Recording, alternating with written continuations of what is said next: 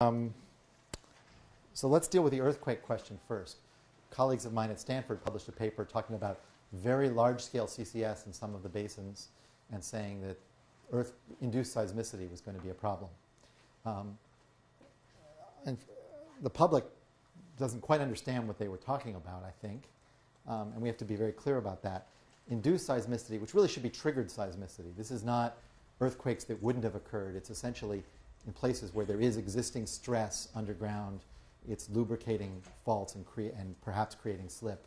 The induced seismicity we're talking about are generally magnitudes 3 or 4. These are small earthquakes. Okay?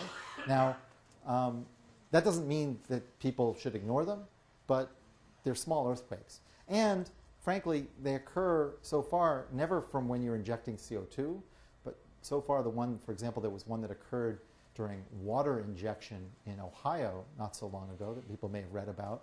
It was a small earthquake, but still it startled people in Ohio because they're not used to earthquakes there.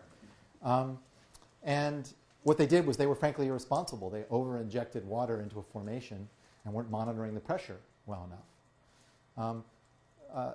Frankly, what my colleagues at Stanford were talking about was extremely large-scale CO2 injection at a scale of billions of tons, several billion tons of CO2 a year. We're a long way from that happening, and frankly, I think that they're wrong about their calculations. I think that there are enough different reservoirs that you could do this safely without having lots of induced seismicity. Now, could people, in some cases, over-inject CO2? Yes.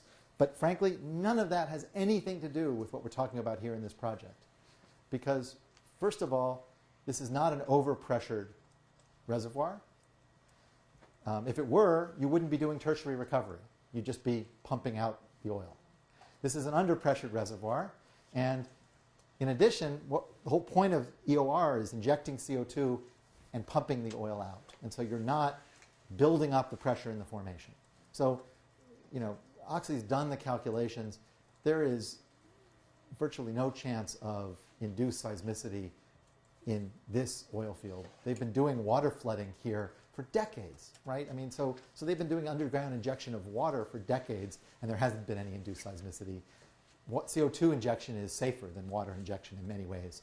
And so it is an interesting hypothetical argument once carbon injection underground at a national scale gets to billions of tons of CO2. I hope someday we'll get to that argument for real, because that would mean that we're actually responsibly dealing with carbon. But it has no relevance to this EOR project because it's just not even close to the kind of critical CO2 or critical pressures that would be needed to induce seismicity. And you're pulling out the oil, so you're actually relieving the pressure as you're pushing the oil out. Your other question, I'm sorry, was